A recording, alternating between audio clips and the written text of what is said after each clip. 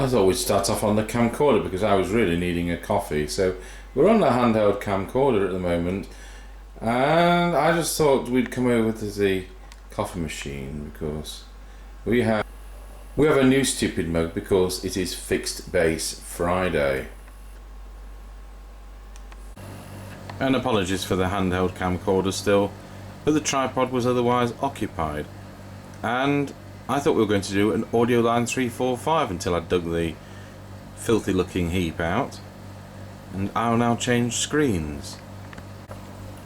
Instead, it is one of those awful President KP77 sets, which I bought off eBay in a right state. Some people sell things exactly as they find them without cleaning them, and that is fair enough because some people enjoy seeing things as they come. Well, this one's got the cobwebs and everything, so we'll go over to the workshop and we'll take it from there.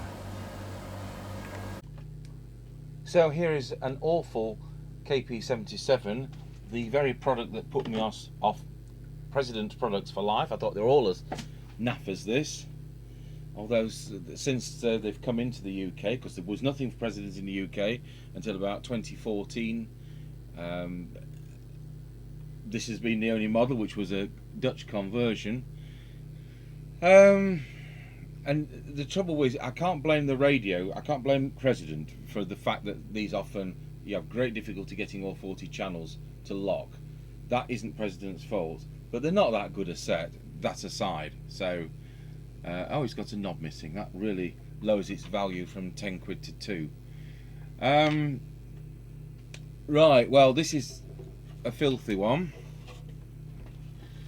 as it's come.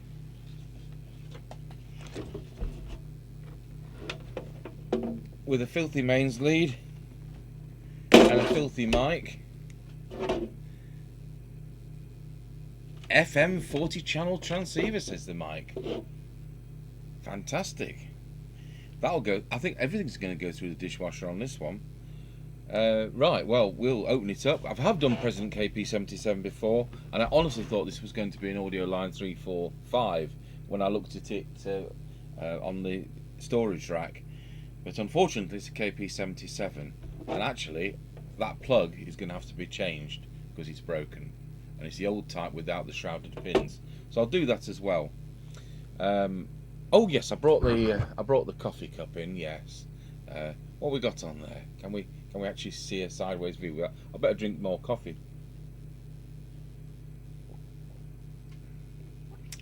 We've got. I'll drink the coffee and I'll show you this mug later. I had this made up for a laugh to say Fixed Base Friday, and we've got a Harrier CBHQ there. We've got the Midland 76900, and then we've got the President KP77, the very horrible rig that I'm going to be using, working on right now on this mug. So I'll show you that later when I've drunk the coffee.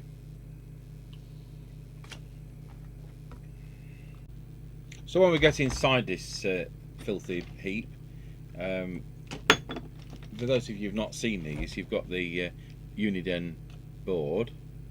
Was it 902? Put the other glasses on.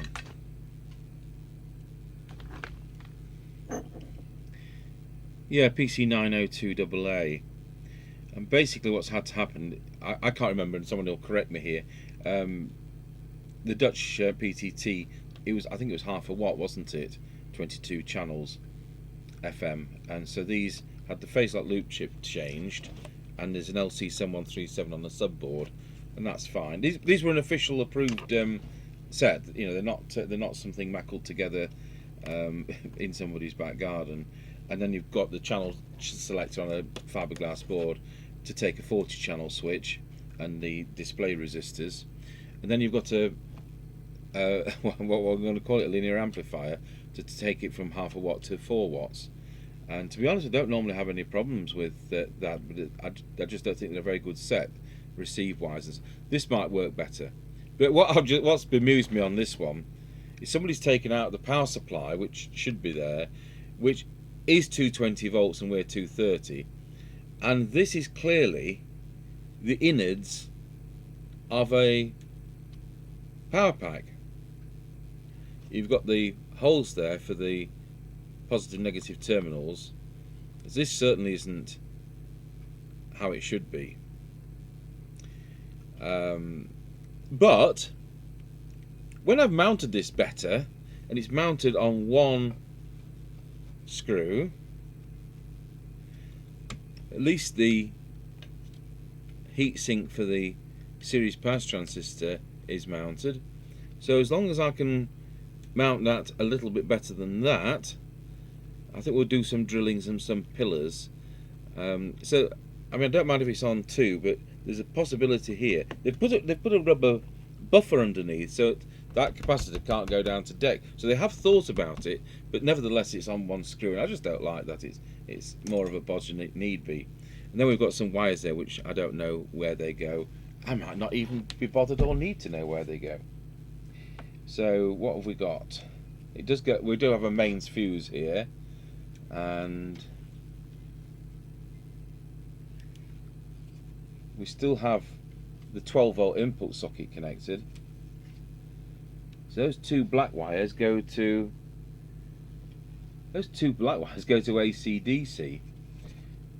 So you've got a danger here that if you powered this from 12 volts off the back, it would power at the same time, so it isn't switched. So I think we'll wire the outputs. I'm going to do a bit of rewiring, but not necessarily on this video. And then we've got some rework. We've got water damage actually around there, and we'll deal with that straight away.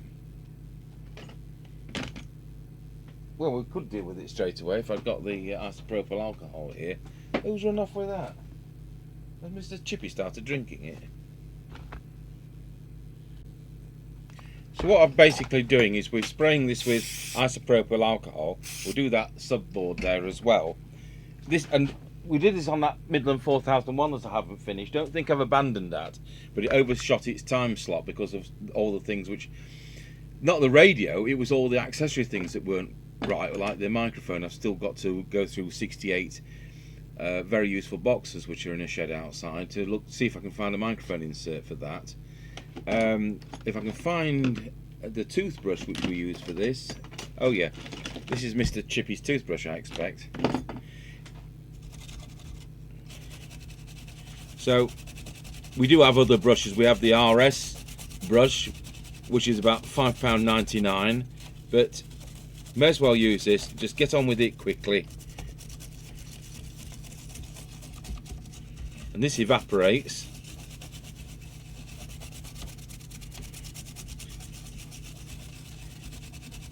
And I know we had a comment from somebody about defluxing on that Midland, and the flux can cause dry joints later on. So it can be a useful thing to do.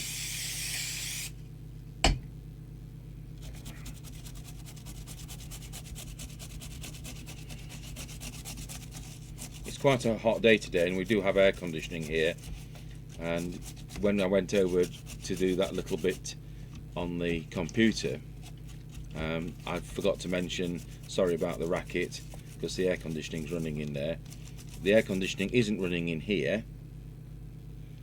Try not to disturb these aftermarket bits. And I might have to pause, put the air conditioning on, drop the temperature, and come back to it. Now, you see that, zoom in.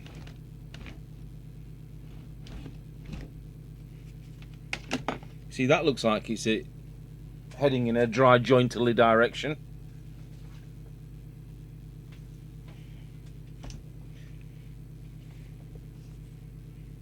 And it's only the earth to a can,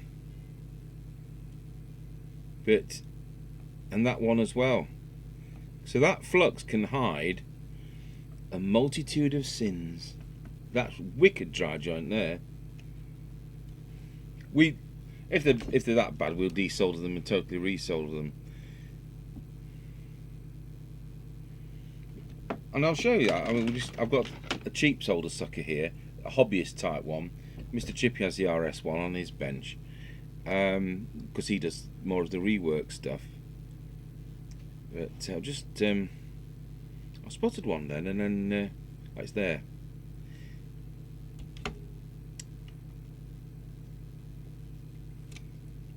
So we'll just unsolder that.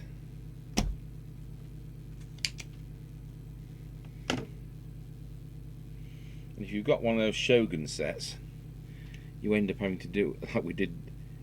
Spent about 4 hours, Mr. Chippy did, unsoldering and resoldering every joint on the radio. See, there's a wicked dry joint just there.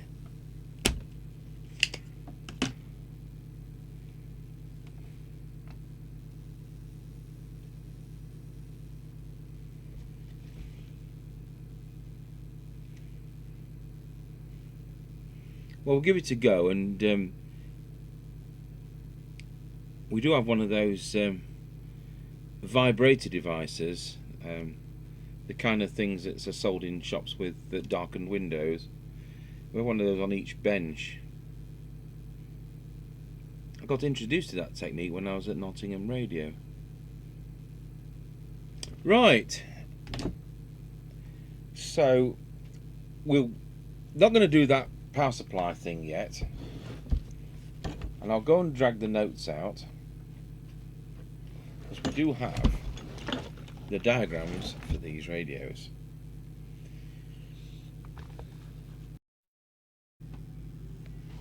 Okay, so fast forward a bit, and we've had the front through the dishwasher.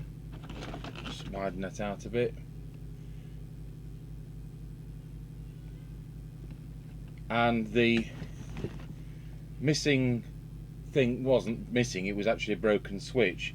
And we've got a scrap Uniden 100, so I was able to pinch a switch off a scrap Uniden 100 and its knob, so that now makes it nice. That knob's not missing, but just like the Midland, the dishwasher has managed to shake it out of the basket I put it in, so I'll recover that later on.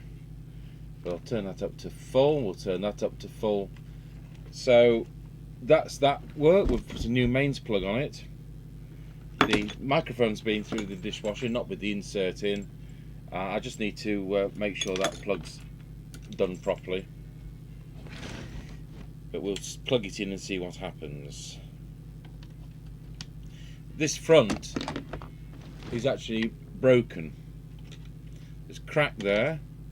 The mounting there has come away. Just about holds on that mounting. But the two screws that go through the lid will hold the front panel on because they're intact. But I'll tell you what, it certainly looks a lot better than it did. So with that, we'll switch the radio on. I'll connect it up to the test instrument and we'll see whether it does anything.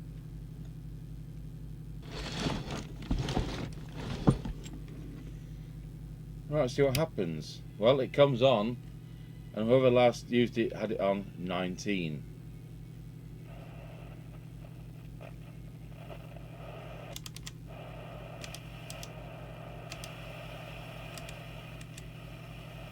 Okay. Oh, I haven't pushed the transmit receive light hasn't gone back in through the hole yet, so just do that.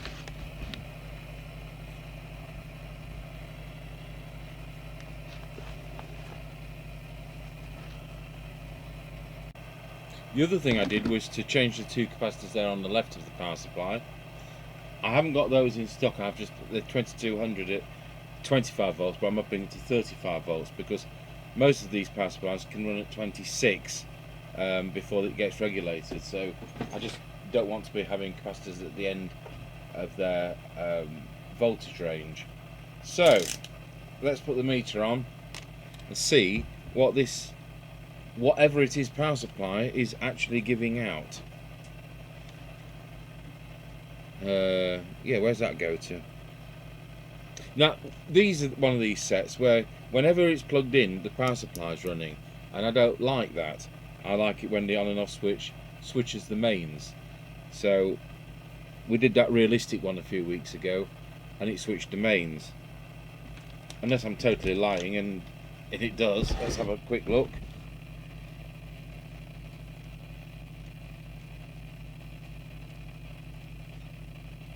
I'm totally lying, and this is switching the mains with an unshrouded terminal, so that's not ideal, but there we have it. Let's look at this voltage. Oh, 13.8. What more could you ask for?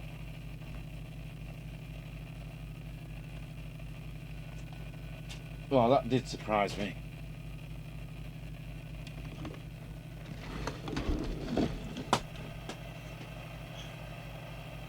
So as ever, we'll start with transmit.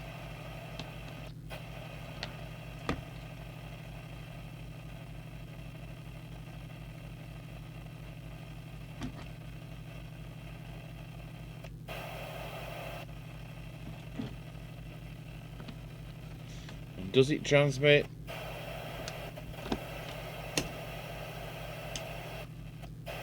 Not a sausage.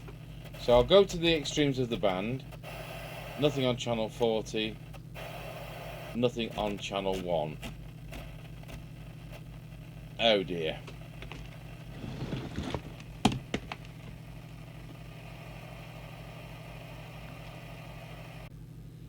I can't help noticing that it has a 220 microfarad capacitor there, which is exactly the same type of capacitor that's failing right, left and centre on the unit and Audioline and realistic UK CBs. So I just think it would be prudent to just change that. It may not be anything, the fault may be nothing to do with that, but it would be very sensible to change that under the circumstances. Well, that was worthwhile spending 18 pence on, because now greeted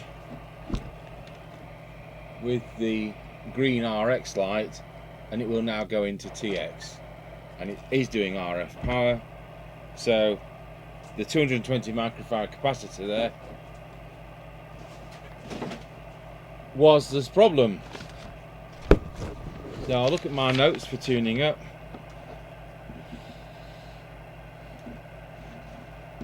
Oh, that's a clever place to put it. It's highlighted the picture in picture. So the first coil for transmit, because we'll just key it up. I'm on 3 watt range. It's full scale deflection. So what's it doing? It's doing 3 watts. Just check it on channel 1. It's transmitting 3.1 watt on channel 1, and it's transmitting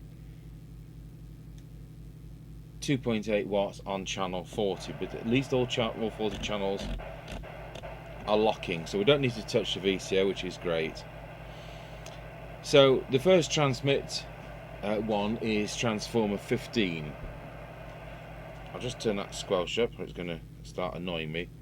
Just for now, I've put it on a new microphone because I just want to check the plug on the other, but I want to do the tune-up on the video.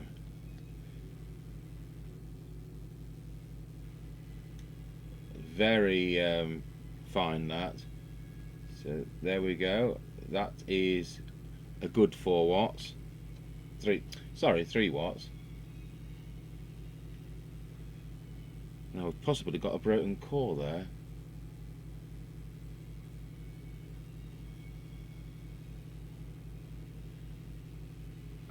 Just try it with the ceramic tool.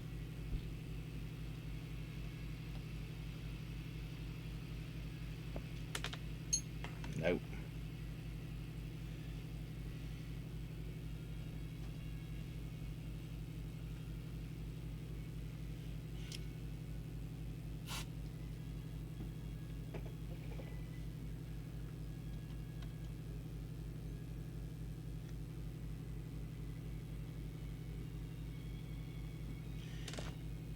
We'll come back to that if I'm still struggling.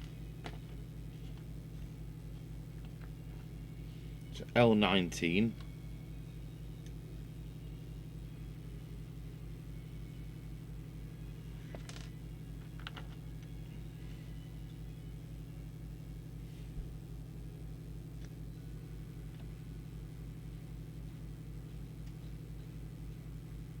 So we've got 3.6 there.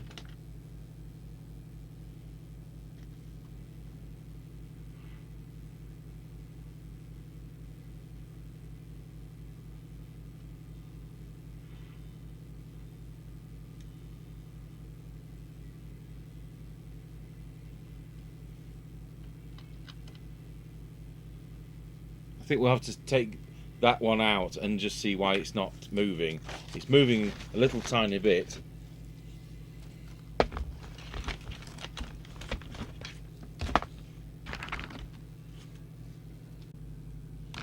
So that's got that out, and what's probably happened, it's probably been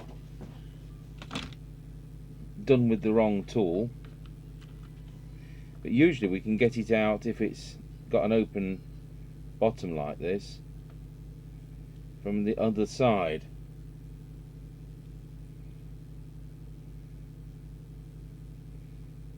Usually, I say.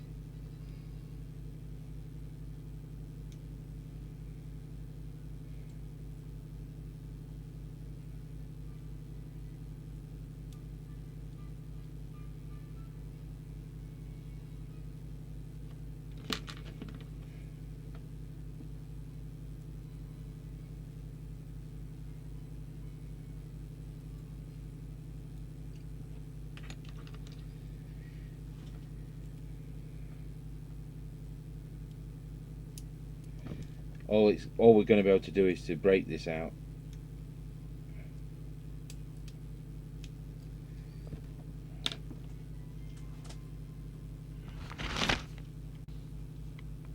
The best course of action in this case was to throw that away. It says on it LA208 80354. That might be just the batch code. Yeah, I bet that's date code 8081. Yeah, LA208. So in the same position on that Unit N100 we pinched the switch off, we'll have that. So that can be binned and that can go in.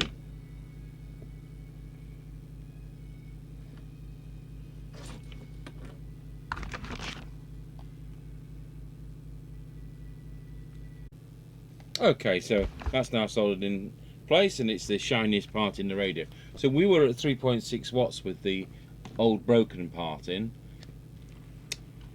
We're at 2.5 watts, so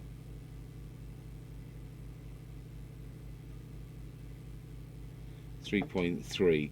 So we'll just go back on that one.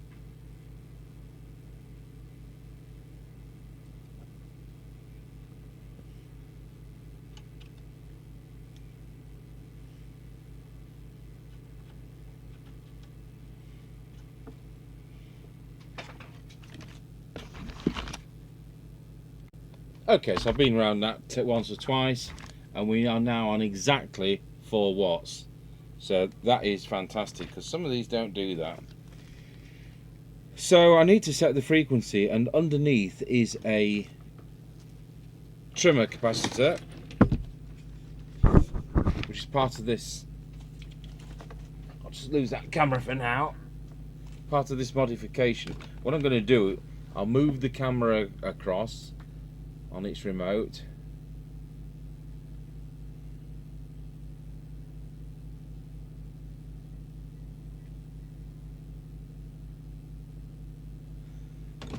And where we have the trimmer, so we'll just switch to the other capacitor, the other camera. Channel 20, we should be doing 27,79125, and that's slightly high. So hopefully we can alter it with this trimmer.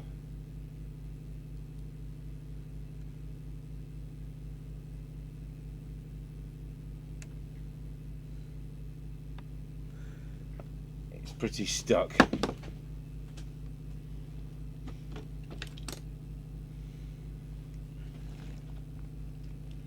Because it's just soldered onto the bottom, I don't want to put that much pressure on it.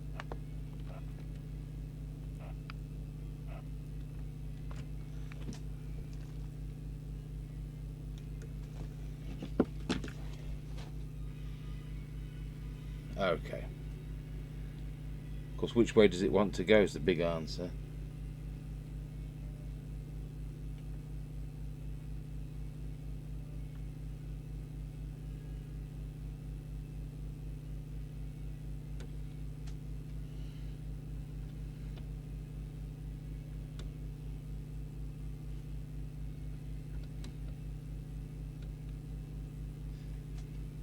$27.79125, toggling 4. That will do nicely.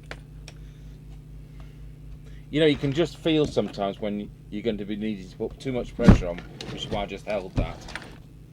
So we're still doing 4 watts. I'll switch back to the other camera, and then we'll look at the audio.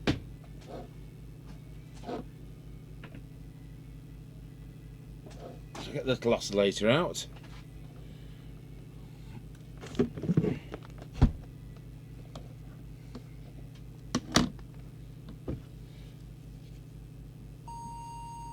Make sure the mic gain's up.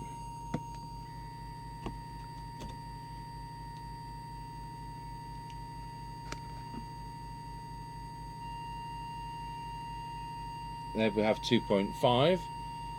So it is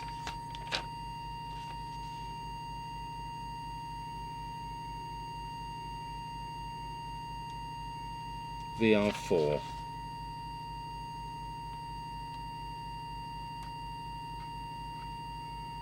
Pop that down a moment. Let's see what that's like. Wallow. That's spot on.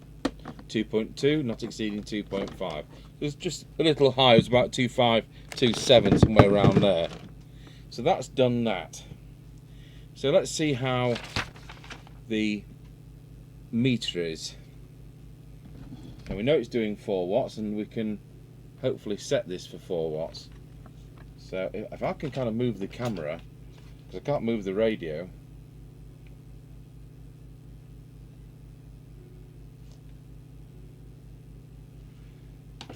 And we can now lose that again. So what they want is it's in the center of the red patch, and this is quite difficult to show on here. So let's key it up. Actually, it's right in the center of the red patch, but the adjustment for the TX meter is VR3 there at the back.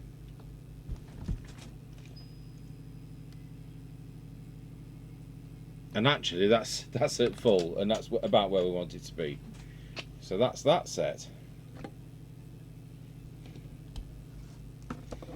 Well, that covers the transmitter nicely. I'm just going to check it's more or less on frequency at the extremes. Channel 1.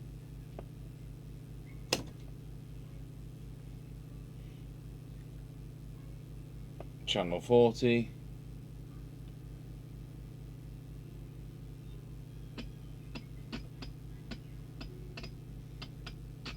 Now we've got this syndrome where it's not doing full power at the top end of the band.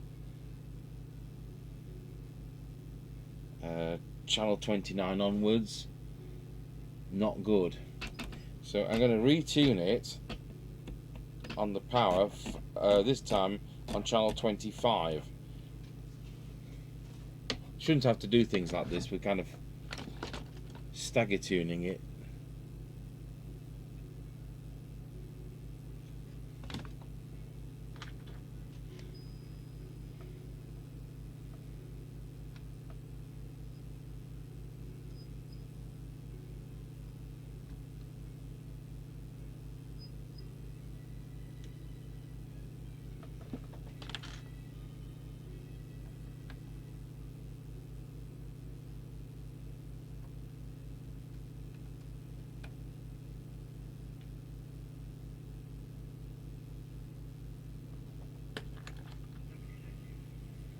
I'm being called over the UHF repeater.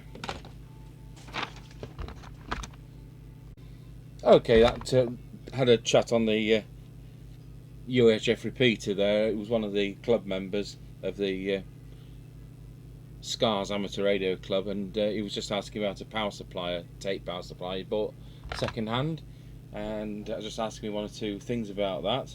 So, and I was telling him that the brackets have come for the earthy end of the 80-metre dipole we've been putting up. So, back to the radio, and now I have got all 40 channels all doing more or less the same power. So I'm chuffed about that, because this can be one of the killers with this radio. It's a matter of stagger tuning these. I've done it. So we'll go over to receive now and see what we can hear. So we're going to start off on channel 20, and that should be 2779125. So we'll see what the signal generator, we last used it on CPT, so a quick alteration. I'll put the oscilloscope on, that would help. I've put an S9 equivalent signal, which in the UK for a CB radio is 100 microvolts, to equal S9. And the detector is 16,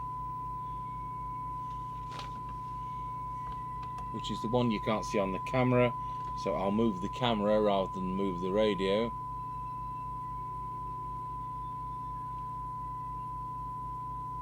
It's like the golden shot. Do you all remember the golden shot back in the days when I still didn't have a television, but my grandparents did? 23-inch Bush TV 168, was it? Anyway. So I'm looking for maximum amplitude, and it was already spot on, so that's always nice to know.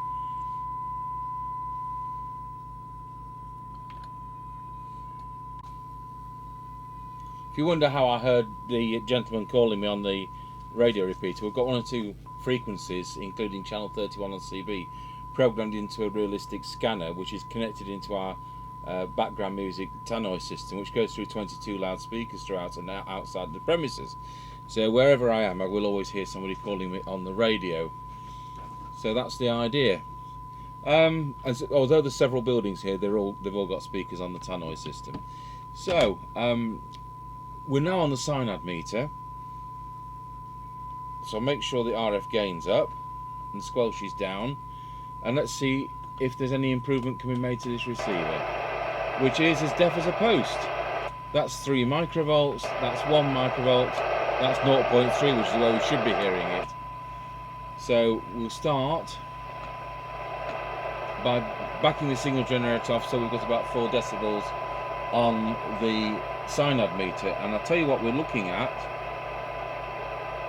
We're looking at 1.8 microvolts for 4 decibels cyanide, which is atrocious. So the first coil for receive, I'm going to start off with the metal trimming tool, but I might move to the ceramic one as long as I know that eased off. Oh well, there's a huge improvement there. In fact, I might be able to go up to the next attenuator step. Not quite, but I'll tell you what, I'll move on to the next one, and we probably can. Yeah. So I'll do a bit of rough tuning first.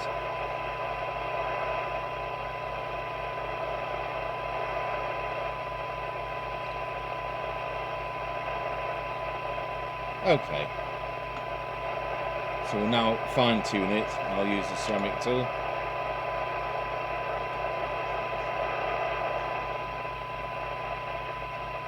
Drop the attenuator again.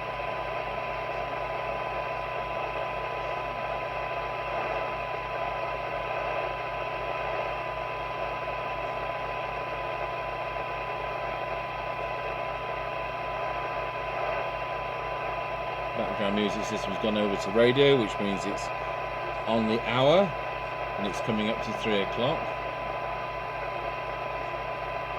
Time for a cup of tea.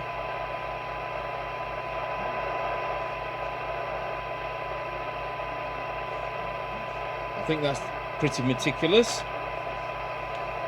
It's not brilliant, that's 0.89 of a microvolt for 4 decibel cyanide. Now we'll go through some of these others, and There we go. We've done the detector.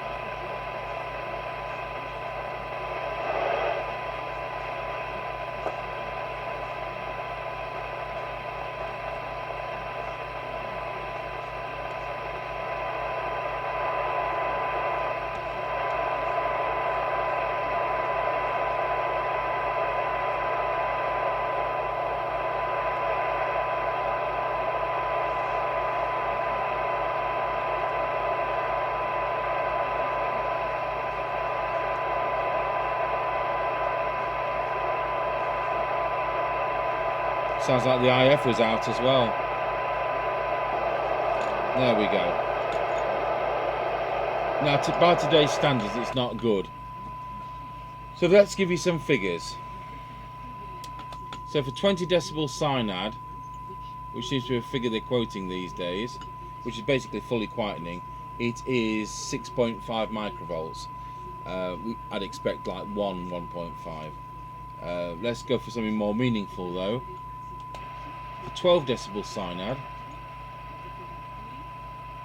it is 2.5 microvolts, and for 10 decibel cyanide, it is, make sure I'm on the right scale to tell you this, it's 1.8 microvolts. So if I turn the attenuator down to 0.3, we can hear that. We can actually hear it down to 0.2 of a microvolt. So, I mean, really anything under 0.5, we're okay. But it's not as good as a lot of sets, and this is one of the things I've always disliked about this chassis.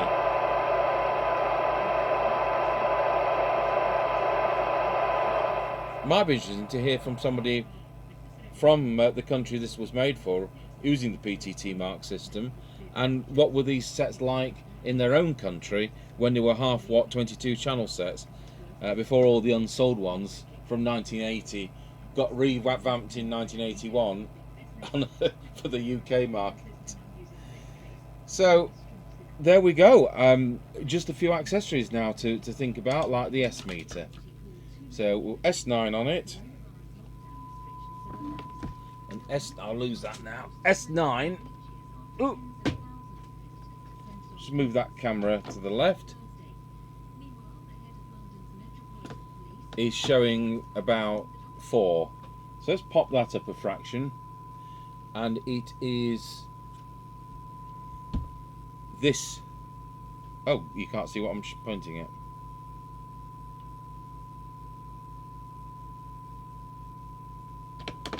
It's this variable resistor here, the second one up from the bottom. So we'll just give that an adjustment for S9.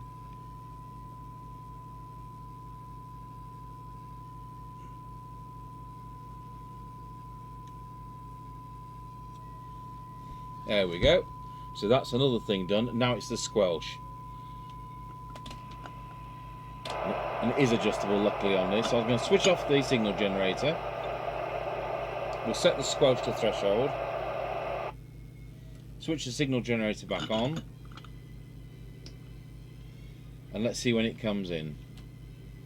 Well, that's 1 microvolt. That's 3 microvolts. 10 microvolts. 30 microvolts. Comes in at S9. What a load of rubbish. That's no good to us at all. So we'll just back that off considerably. And it's the preset just there.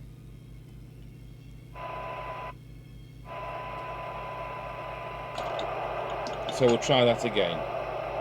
So signal generator off,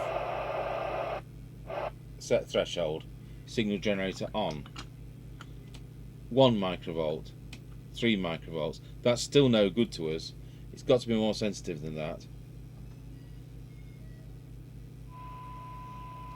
Let's try it that way.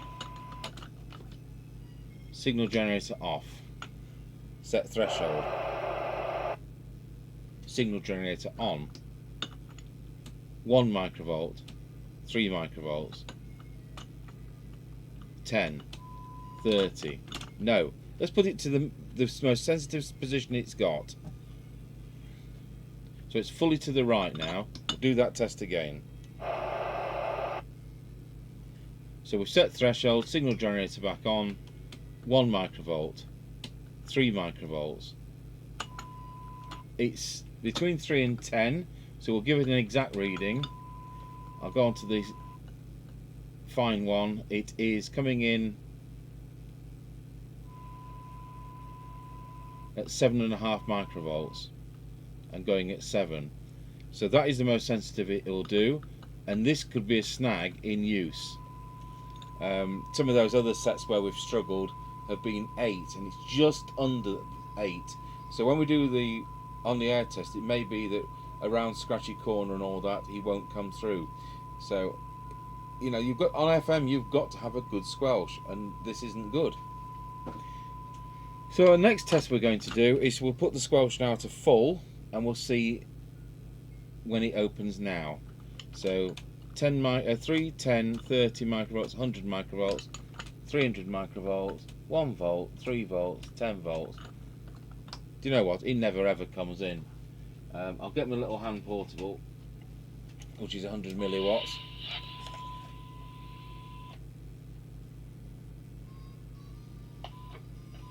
Yeah. No, it never comes in. It's just not sensitive enough. But as I said before, we're not here to modify things. What the last thing I want is a whole pile of beautiful working radios when they're not supposed to be beautiful and working.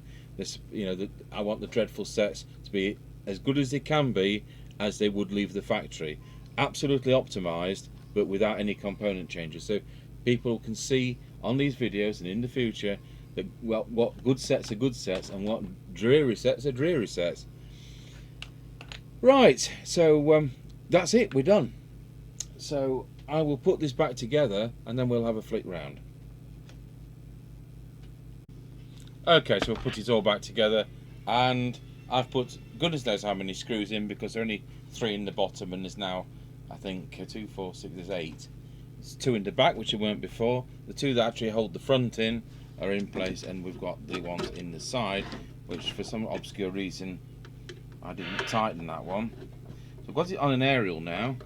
I've still got it on the new microphone, because the old microphone I've redone the plug. It's got the screw missing, the small screws missing, so we do have those in stock. I can buy them. I think they're about 25 pence each, but I can buy them. So there we are. On our mug we've got the KP77 base station, we've got the Midland 77900, and if I put some more light on it, you'd probably even see it better. And then we've got the Harrier CBHQ, because it's fixed base Friday. So it's on an aerial, it's not saying much. I'll just widen that camera, you won't see much radio.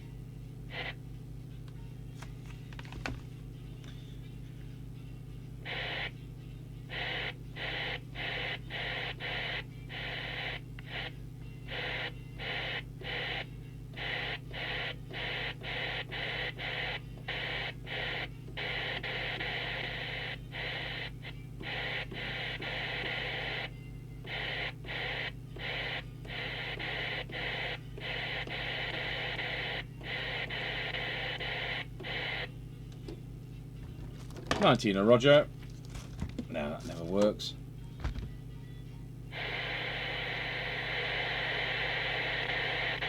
And it isn't as sensitive as most sets.